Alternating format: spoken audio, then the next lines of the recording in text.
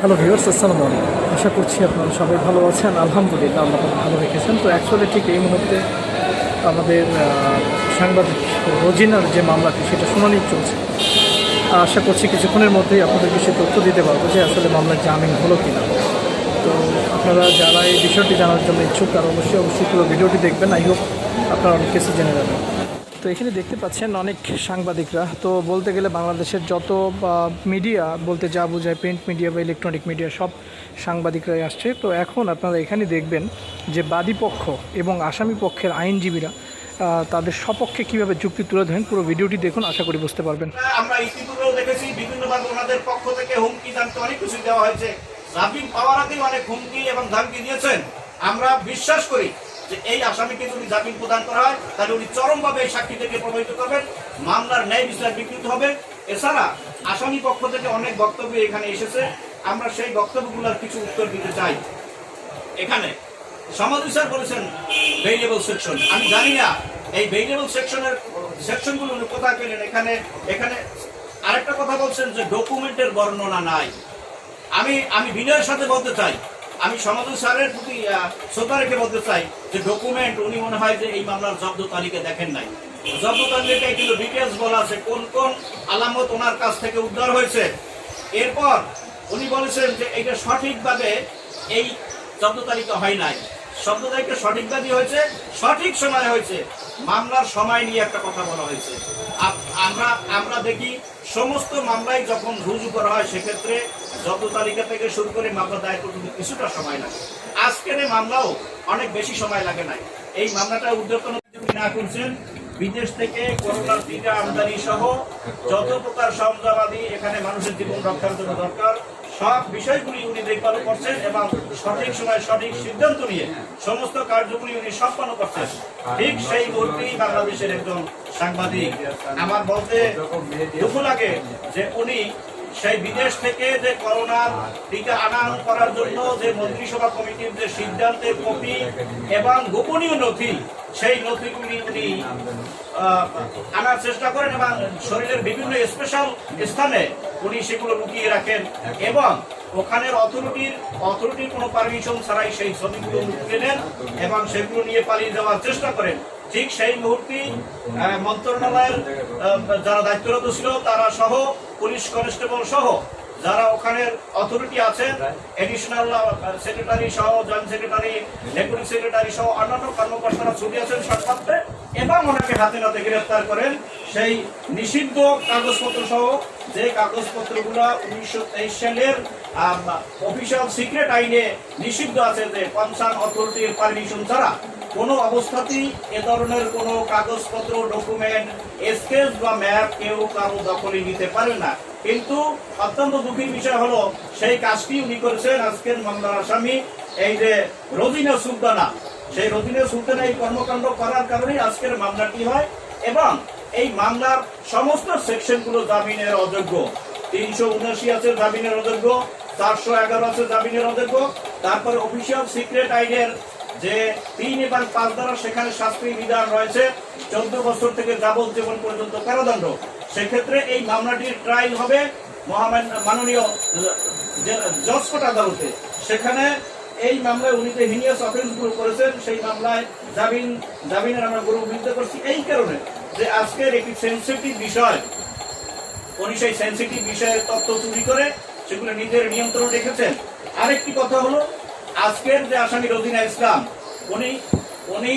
উনি হাতে নাতে ধৃত হওয়ার পর সাথে সাথেই উনি একটা স্বীকারোক্তিমূলক জবানবন্দি দিয়েছেন, যেটা উনি এই যে আজকের মামলার বাদী সহ যারা উপস্থিত ছিলেন তাদের ওখানে স্বীকারোক্তি দিয়ে বলেছেন যে আমি এই কাজটি করেছি, অন্যায় করেছি, আর কখনো করবো না, আমাকে ছেড়ে দেন।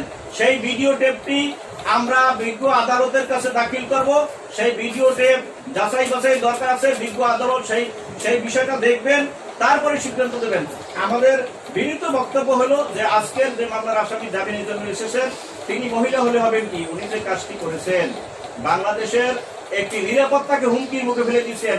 যে সময়ে বাংলাদেশ করোনার টিকার জন্য চারদিকে হাহাকার চলছে, সেই মুহূর্তে বাংলাদেশ সরকার জরুরি ভিত্তিতে চায়না থেকে এবং রাশিয়া থেকে যে টিকা আনার জন্য মন্ত্রিসভা কমিটির সিদ্ধান্ত নিয়েছেন সেই ধরনের কাগজপত্রই উনি নিজের দখলে রেখে বাংলাদেশের অফিসিয়াল সিক্রেটকে উনি চরমভাবে বিঘ্নিত করেছেন। আজকে আসামি পক্ষ থেকে অনেক কথাই বলা হয়েছে, আমি প্রত্যেকটি কথার জবাব দেব। আসামি পক্ষ বলেছেন যে এই মামলার সেকশনগুলো জামিন যোগ্য। আমি জানি না আমাদের সম্মানিত সমাজী স্যার উনি এই মামলার নথিপত্র সঠিকভাবে পড়েছেন কিনা। যদি উনি মামলার নথিপত্র সঠিকভাবে পড়েই থাকেন, তাই ওনার মতো একজন বিজ্ঞ সিনিয়র আইনজীবীর কাছ থেকে আমরা এ ধরনের বক্তব্য কখনই আশা করতে পারি না। এই মামলার প্রত্যেকটি সেকশন হলো জামিন অযোগ্য এবং হিনিয়াস অফেন্সের মামলা। সেক্ষেত্রে আমাদের রাষ্ট্রপক্ষ থেকে নিবেদন থাকবে যে এই সাংবাদিক সমাজের প্রতি আমাদের কোনো আক্রোশ নাই, প্রসিকিউশন পক্ষেরও কোনো আক্রোশ নাই, রাষ্ট্রপক্ষেরও কোনো আক্রোশ নাই, বাংলাদেশ সরকারের কোনো আক্রোশ নাই। বাংলাদেশ সরকার প্রধানমন্ত্রী সহ সবসময় এই সাংবাদিকদের পাশে আছেন। কিছুদিন পূর্বেও আমরা দেখেছি যে এই সাংবাদিকদের আর্থিক সহায়তার জন্য তিনি 10 কোটি টাকা প্রদান করেছেন। আজকের যে সাংবাদিক একজন অন্যায় করেছেন শুধু তার বিরুদ্ধে আমাদের অভিযোগ। বাংলাদেশের অন্য সকল সাংবাদিক তারা সবসময় দেশের স্বাধীনতা এবং গণতন্ত্রের পক্ষে। আমরা কোনো ভালো সাংবাদিকের বিপক্ষে কখনোই যাই না, যাব না। আজকের যে সাংবাদিক যিনি অফেন্সটা করেছেন তার বিরুদ্ধে আমরা কথা বলছি। এই মামলায় যেহেতু উনি একটা স্বীকারোক্তি দিয়েছেন যেটা ইউটিউবে আছে, ভিডিও ফুটেজে আছে, আমরা সেটা অতি শীঘ্রই দীর্ঘ আদালতের কাছে দাখিল করব। আমরা চাচ্ছি এই মামলাটি। এবার শুনে নিন আসামি পক্ষ কি বলে। শুনানিকালে উপস্থিত রয়েছেন, আমি সকলের কাছেই কৃতজ্ঞতা জ্ঞাপন করছি।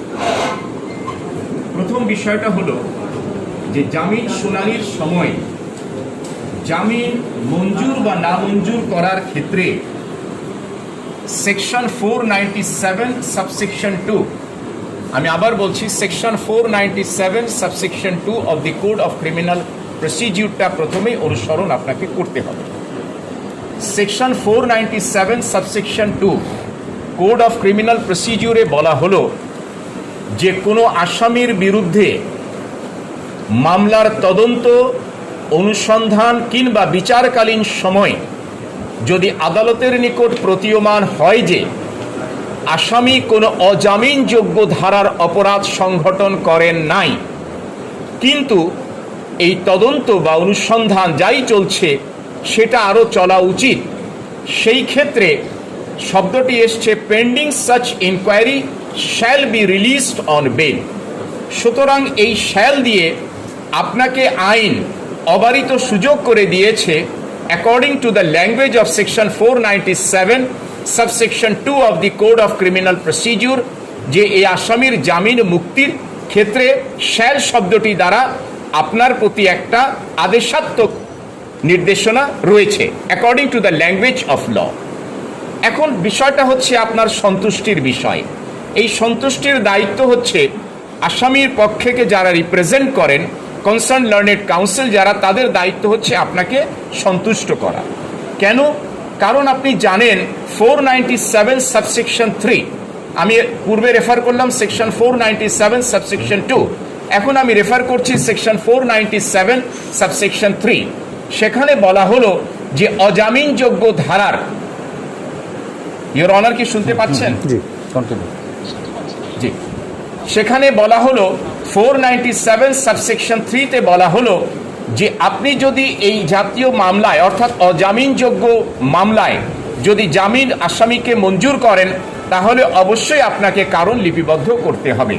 সুতরাং আমাদের একটা নৈতিক বা আইনি দায়িত্ব হচ্ছে আপনাকে সন্তুষ্ট করা যে রোজিনা ইসলামের বিরুদ্ধে আনিত অভিযোগ, আনিত ধারার প্রাথমিকভাবে এজাহার দৃষ্টে নন কগনাইজেবল অফেন্স দৃষ্ট হলেও প্রকৃতপক্ষে তার বিরুদ্ধে অজামিনযোগ্য ধারার কোনো অভিযোগ বর্তায় না।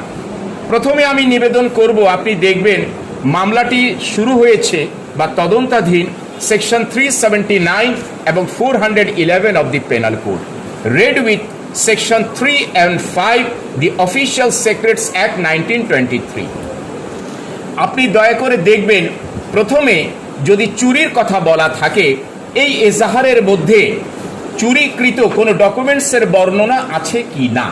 অর্থাৎ কেউ যদি বলে যে আসামি কোনো পার্টিকুলার ডকুমেন্টস কিংবা কোনো প্রপার্টি চুরি করেছেন, তাহলে there must be the description of the property in the first information report or in the complaint petition.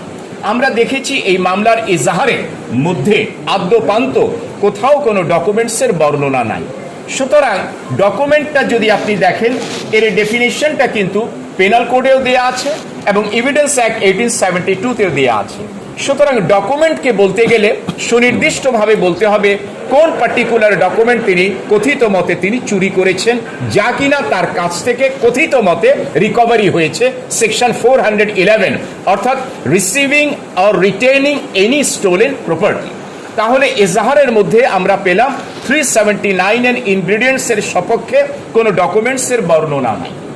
এরপরে আপনি দেখবেন এই মামলার জব্দ তালিকা দৃষ্টিও দেখা যাচ্ছে যে কথিত মতে যেই ডকুমেন্টস কিংবা মোবাইল ফোন যাই কিছু বর্ণনা সেখানে থাকুক না কেন, that was not recovered from the position of the accused Rojina Islam, অর্থাৎ রোজিনা ইসলামের দখল থেকে কথিত মতে কোনো ডকুমেন্টস উদ্ধার হয় নাই। সেখানে এই ডকুমেন্টসগুলো উপস্থাপন করেছেন কথিত ঘটনাস্থলের একজন সরকারি কর্মকর্তা। সুতরাং সেকশন 379 এবং 411 এর লিগ্যাল যে রিকোয়ারমেন্টস সেটা বর্তমানে এই মামলার ক্ষেত্রে অনুপস্থিত থাকায় স্বাভাবিকভাবে যৌক্তিক কারণে এই আসামির বিরুদ্ধে এই নন বেইলেবল অফেন্সের যে অভিযোগটা সেটা আইনত টেনেবল নয়। Now I am concerning regarding section 3 and 5 of the Official Secrets Act 1923. Section 3 তে বলা হচ্ছে, ইংরেজিতে বলা হয় স্পাইং, বাংলায় বলা হয় গুপ্তচর বৃত্তি। সেকশন 5 এ হচ্ছে গিয়ে রংফুল কমিউনিকেশন কার সাথে? উইথ দ্য এনিমি, অর্থাৎ শত্রু ভাবাপন্ন কোনো ব্যক্তি বা কোনো রাষ্ট্রের সাথে যদি কোনো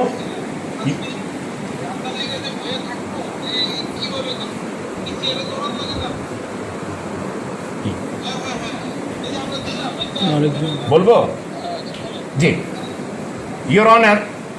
সুতরাং সেকশন 3 যে স্পাইং এর যে অভিযোগ কিংবা সেকশন 5 এর যে অভিযোগটা আপনি টোটাল এজাহারের মধ্যে দেখবেন, সেখানে বলা আছে গুরুত্বপূর্ণ ডকুমেন্টস। তো গুরুত্বপূর্ণ ডকুমেন্টসের বর্ণনা তো এজাহারের মধ্যে নাই, এবং সেখানে বলা হচ্ছে সেকশন 3 এবং 5 কে অ্যাট্রাক্ট করতে গেলে বলা হচ্ছে প্রিজুডিশিয়াল to the interest of the state, অর্থাৎ রাষ্ট্রের স্বার্থের ভিন্নতা, রাষ্ট্রের স্বার্থের পরিপন্থী হতে হবে। অর্থাৎ যেই ক্ষেত্রে প্রিজুডিশিয়াল হবে, স্টেট হবে, কারণ সেটা স্টেটের ইন্টারেস্টে হয়েছে। এবং সেটা কখন হবে? যখন পার্টিকুলার এমন কোনো ডকুমেন্ট, যে ডকুমেন্ট কাউকে কমিউনিকেট করা হয়েছে, যে ডকুমেন্ট কাউকে তথ্য হস্তান্তর করা হয়েছে, যেই ডকুমেন্ট প্রাপ্তির সাপেক্ষে এক শত্রু ভাবাপন্ন কোনো ব্যক্তি বা রাষ্ট্র যদি দেখেন, সেই ক্ষেত্রে সেকশন 3 এবং সেকশন 5 লাই করবে। সুতরাং এই মামলার এজাহারের বর্ণনা অনুযায়ী এই স্পেশাল ল সেকশন 3 এবং 5 এর কোনো ইনগ্রিডিয়েন্টস নেই। সেকশন 3 যেহেতু অভিযোগ নেই, অর্থাৎ স্পাইং এর কোনো অভিযোগ নাই, সেকশন 5 এর যে বিষয়টা বলা আছে আমি আপনার কাছে আবার দৃষ্টি আকর্ষণ করব সেকশন 12। সেকশন 12 এ বলা হলো যদি সেকশন 3 এর কোনো অফেন্স না থেকে থাকে আর সেকশন 3 ওই 1 এর অর্থাৎ যা কিনা স্পাইং এর অভিযোগ সেটার ব্যতি রেখে অন্যান্য যদি কোনো অপরাধ থেকে থাকে, তাহলে বলা হলো এই অফেন্সটা হবে কগনাইজেবল এবং bailable. The language of section 12 is very much clear that it is cognizable and bailable.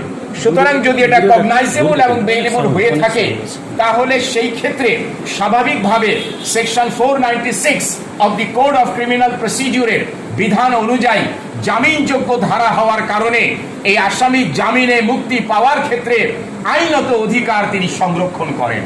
এটি তার প্রতি কোনো দয়া নয়, এটি তার প্রতি কোনো অনুকম্পা নয়, এটি তার প্রতি কোনো সহানুভূতি নয়, এটি তার প্রতি কোনো মানবিক বিষয় নয়। এটি হচ্ছে তার প্রাপ্য, এবং এই প্রাপ্যতার সুযোগ, এই প্রাপ্যতার নিশ্চয়তা আইন section 496 of the code of criminal প্রসিডিউরে দিয়েছে। এই 496 জামিনযোগ্য অপরাধের ক্ষেত্রে সাম্প্রতিককালে মহামান্য সুপ্রিম কোর্টের হাইকোর্ট ডিভিশনের প্রচারিত রায় আমরা দেখেছি, যেখানে মহামান্য উচ্চ আদালত বলেছেন যে জামিনযোগ্য অপরাধের ক্ষেত্রে the learned magistrate has no option but to grant bail to the accused whenever the offense is bailable। সুতরাং যেহেতু এটা জামিনযোগ্য অপরাধ, তাই তিনি জামিনে মুক্তি পাওয়ার অধিকার সংরক্ষণ করেন। দ্বিতীয়ত আরেকটা বিষয় হচ্ছে, তিনি কিন্তু একজন মহিলা, ফিমেল, তিনি হচ্ছেন শিখ। এই বিষয়গুলো রেকর্ডে এসছে এবং এটা স্বীকৃত। সুতরাং 497 সাবসেকশন 1 এর প্রোভাইসোতে যারা প্রিভিলেজ পার্সন, 497 সাবসেকশন 1 এর প্রোভাইসোতে যারা প্রিভিলেজ পার্সন, তাদের মধ্যে রয়েছেন ফিমেল অর্থাৎ নারী, এবং তাদের মধ্যে রয়েছেন শিখ। সুতরাং যেহেতু অফেন্সটা হচ্ছে বেইলেবল, যেহেতু তিনি নারী, যেহেতু তিনি শিখ, যেহেতু কথিত মতে কোন ডকুমেন্টস তিনি কথিত মতে চুরি করেছেন সে তার কোনো বর্ণনা নাই, দ্বিতীয়ত তার কাছ থেকে কোনো রিকভারি নাই, তৃতীয়ত স্পাইনের কোনো অভিযোগ নাই, চতুর্থত কোনো রংফুল কমিউনিকেশনের কোনো অভিযোগ নাই। সুতরাং এই মামলার যে স্বাভাবিকভাবে যে চলমান হচ্ছে, it is an abuse process of the court and of law. কাজে বিজ্ঞ আদালতের কাছে আমি বিনয়ের সাথে নিবেদন করব, আমি যে আইনি ব্যাখ্যা আপনাকে দিয়েছি, আইনি যে যুক্তি দিয়েছি, সেই বিষয়গুলো আপনি দয়া করে জুডিশিয়াল কনসিডারেশনে নেবেন।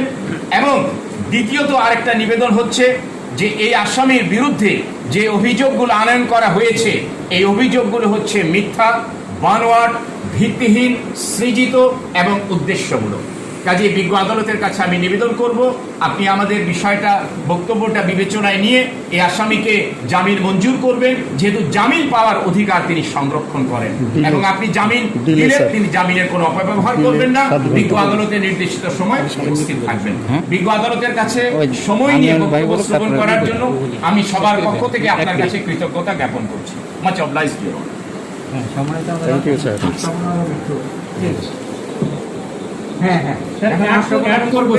আমরা স্যার সংক্ষেপে একটু করে বলবো। সংক্ষেপে sir, very please your honour. Sir, এই যে রোজিনা ইসলামের যে ঘটনাটা স্যার, আপনি ইজাহারটা দেখবেন দয়া করে স্যার। 2:55 মিনিটের ঘটনা, যে 2:55 মিনিটে ওই সচিবের, একান্ত সচিবের রুমে এই রোজিনা ইসলাম প্রবেশ করে, এবং তখনকার ঘটনা। মামলাটা দায়ের করা হয়েছে স্যার 8:15 মিনিটে। 8:15 মিনিটে 5-6 ঘন্টা যাবৎ তাকে ওই রুমে বিভিন্ন রকম হয়রানি এবং মানসিক নির্যাতন, শারীরিক নির্যাতন করা হয়েছে স্যার। বিজ্ঞ আদালত দেখবেন যে অনেকগুলো ভিডিও ইতিমধ্যে প্রকাশ হয়েছে যে তারা কিভাবে নির্যাতন করেছে। আপনি স্যার জব্দ তালিকাটা কাইন্ডলি দেখবেন যে জব্দ তালিকা তৈরি করা হয়েছে 7:30টায়। 2:55 ঘটনা, 7:30টায় জব্দ তালিকা তৈরি করা হয়েছে, অথচ তার আগে ভিডিওতে দেখা যাচ্ছে যে সেখানে পুলিশ কর্মকর্তারা সহ বিভিন্ন পুলিশের লোক উপস্থিত ছিল। তাহলে তার কাছে থেকে যদি জব্দ করা হয়, সে যদি কোনো নথি যদি চুরি করে থাকে, তাহলে তো সঙ্গে সঙ্গে জব্দ করার কথা, যেহেতু পুলিশ কর্মকর্তা সেখানে উপস্থিত ছিল। এই কারণে আমরা বলবো যে এই ঘটনাটা সম্পূর্ণ সাজানো, মিথ্যা এবং বানোয়াট। বিজ্ঞ আদালত এই উপমহাদেশে, আপনি বাংলাদেশ স্বাধীন হওয়ার পরে আপনি দেখবেন যে এই 50 বছরের ভিতরে কোনো সাংবাদিকের বিরুদ্ধে এই পর্যন্ত স্যার এই আইনে মামলা হয়নি স্যার। অফিসিয়াল সিক্রেটস অ্যাক্টে কোনো মামলা হয়নি। আপনি গত 2018 সালের, আমি একটা উদাহরণ দিচ্ছি স্যার, যেহেতু ভারত উপমহাদেশের এই মামলা, এই আইনটা করা হয়েছিল 1923 সালে। আপনি 2018 সালের 19শে মে দিল্লি অতিরিক্ত দায়রা জজ একটা রায় দিয়েছিলেন ভারতের হাইকমিশনার মাধুরী গুপ্তার বিরুদ্ধে।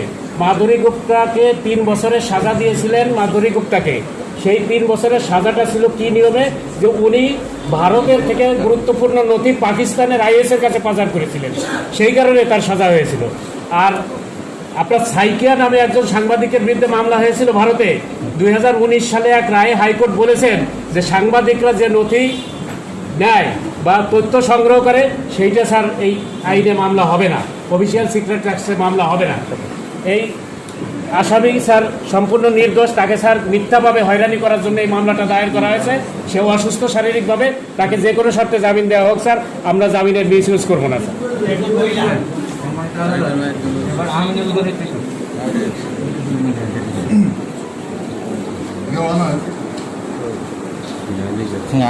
স্যার, আমি একটু সাপ্লিমেন্ট করব। আমি রোজিনা ইসলামের পক্ষে স্যার আমি সাপ্লিমেন্ট করব, আমার বন্ধুদের সঙ্গে আমি সাপ্লিমেন্ট করব। বিজ্ঞ আদালত যে ব্যাপারটা হচ্ছে অফিসিয়াল সিক্রেটস অ্যাক্ট, এই ব্যাপারে স্যার আমি একটু কথা বলতে চাই যে এই অপরাধটা সংঘটিত হয়েছে কি হয়নি, এটি হচ্ছে অ্যাপ্রিহেনশন। তারা বলছেন যে ছবি তুলেছেন, গুরুত্বপূর্ণ কাগজপত্র ছিল, এই সকল তথ্য জনসম্মুখে প্রচার হলে সংশ্লিষ্ট দেশসমূহের সাথে বাংলাদেশের সম্পর্ক নষ্ট হয়ে যাওয়ার আশঙ্কা রয়েছে। আশঙ্কা, অ্যাপ্রিহেনশন, ইট ডাজন্ট মিন যে অফেন্সটা কমিটেড হয়েছিল। তারা অন্তর্যামী নন, তারা এমন কোনো কিছু দেখেননি রোজিনা ইসলামের সঙ্গে কোনো শত্রু রাষ্ট্রের সঙ্গে কোনো সম্পর্ক আছে। আর ভ্যাকসিন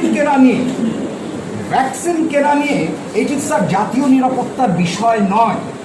আমি স্যার যে কথাগুলো বলতে চাই যে এই রোজিনা ইসলামকে কেন হোস্টাইল করা হলো, কেন এই মামলায় তাকে আসামি করা হলো, তার বিরুদ্ধে কেন এই অভিযোগগুলো আনা হলো, কারণ হচ্ছে স্যার এই রোজিনা ইসলাম এই স্বাস্থ্য মন্ত্রণালয়ের বিরুদ্ধে 350 কোটি টাকার জরুরি কেনাকাটার অনিয়ম সম্পর্কে তিনি লিখেছেন, যেটা প্রথম আলোতে এটা প্রকাশ পেয়েছে। উৎপাদন নয়, রাশিয়ার সঙ্গে চুক্তিটি গোপনীয়তা, এই শিরোনামেও স্যার তিনি রিপোর্ট করেছেন। এখন 1 কোটি টাকা দেব, পরে আরও পাবেন। স্বাস্থ্য মন্ত্রণালয় সম্পর্কে এরকম উইথ এভিডেন্স তিনি এই সমস্ত প্রকাশ করেছেন। তিনি বলেছেন যে স্বাস্থ্যমন্ত্রী অফিস করেন না। তিনি আরও লিখেছেন যে স্বাস্থ্যমন্ত্রীর উপস্থিতিতে রিজেন্ট হাসপাতালের সঙ্গে চুক্তি হয়েছে। তাহলে এই রোজিনা ইসলামকে স্বাস্থ্য মন্ত্রণালয় একজন শত্রুভাবে বলেই স্যার 5 ঘন্টা, বিজ্ঞাপন একটু দয়া করে দেখবেন যে 5 ঘন্টা আপনি স্যার জানেন sir, delay raises doubt against the truth of the allegation. এই যে 5 ঘন্টার ব্যাখ্যাটা কি স্যার? 5 ঘন্টার ব্যাখ্যা তারা দিয়েছেন যে ঊর্ধ্বতন কর্তৃপক্ষের সাথে আলোচনা করে অভিযোগ দায়ের করতে বিলম্বিত হলো। স্যার এখানে সবাই উপস্থিত, এখানে secretary, deputy secretary, additional secretary সবাই উপস্থিত। তারপরে আর ঊর্ধ্বতন কর্তৃপক্ষ কে ছিল যার জন্য 5 ঘন্টা অপেক্ষা করতে হবে? এই সময়কালে স্যার এটা ম্যানিপুলেট করা হয়েছিল। আমার পূর্ববর্তী বন্ধু বলেছেন যে একটি ডকুমেন্টস আমার কাছ থেকে উদ্ধার হয়নি, এবং যে মোবাইল কিংবা অন্য সমস্ত জিনিস এগুলো উপস্থাপন করেছেন তিনি হচ্ছেন স্যার এই সচিব, অতিরিক্ত সচিব, তার উপস্থাপন মতে স্যার এগুলো